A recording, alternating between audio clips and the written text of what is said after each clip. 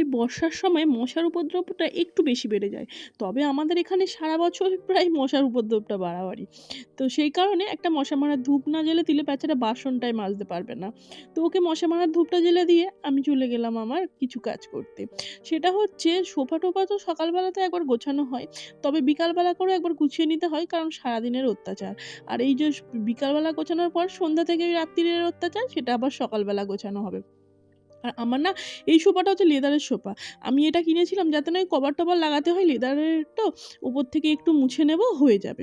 কিন্তু ওই যে দুর্ভাগ্যক্রমে এর উপরে এত অত্যাচার হয়েছে, এত অত্যাচার হয়েছে, শেষমেশ দেখলাম লেদারটা অনেক জায়গায় মানে ছিঁড়ে গেছে। তো বাধ্য হয়েই এক প্রকার আমাকে এই কভারটা লাগাতে হয়েছে। তবে কভারটা লাগায় ভীষণ রকম জ্বালাতনে পড়েছি। ওই যে বারবার খালি ঠিক করতে হয়। যাই হোক, তারপর ঘরে টুকটাক কাজ-টাজ করে আমি চলে এলাম আমার পদ্ম গাছে জল দিতে। মামা কে এনেছে? মা নাম নাম কে এনেছে? নাম নাম কে? নাম নাম কে আনলো?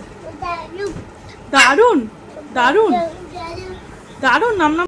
একমাত্র এই মিষ্টি খাবারটাই যেটা রায়ের ভীষণ পছন্দ। আর আমার মনে হয় এই পেস্ট্রিটা সব বাচ্চাদেরই একটু বেশি পছন্দ। যাই হোক, নিজের পেস্ট্রিটা তো খাওয়া হয়ে গেছে। এরপর দিদির পেস্ট্রি থেকে একটু ভাগ বসাচ্ছে। আর কি আর করা যায়, ছোট বোনই চাইছে তো দিতেই হয়। আর ওইদিকে মামা এনেছে বলে কথা। তো যদিও বাচ্চাদের এতটা মিষ্টি খাওয়া উচিত নয়, কিন্তু কি করব, আমি এবং আমার হাজবেন্ড দুজনেই কিন্তু ওদের জন্য বাইরে থেকে এসব তেমন কিছু কিনি না।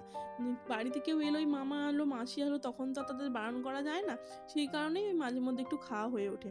আর আপনারা তো দেখেছেন আমি রেগুলার এতে যে ওদের কিভাবে আমি বাড়িতে এটা ওটা সেটা বানিয়ে দিই। আর সেটা চিনি ছাড়াই বানানোর চেষ্টা করি। তবে মিষ্টি সেটাই হয়, কারণ ওই খেজুর দিই বা মিছরি দিই, এই সমস্ত দিয়ে। আর ওপর থেকে ওই ফেস ক্রিমটা আমি একটু তুলে নিলাম। তার কারণ ওই ক্রিমটা খাওয়াটা এই বছরের বাচ্চাদের একদমই মানে ভালো না।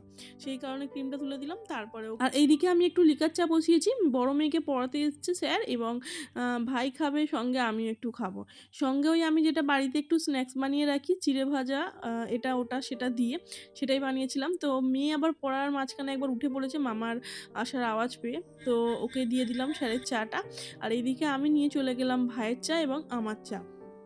তো আমরা তো সাধারণত এই লিকার চাটাই খাই, সেই কারণে এমন অভ্যাস হয়ে যায় না যে কোনো জিনিস খেতে খেতে যা দুধ চা আর ভালোই লাগে না।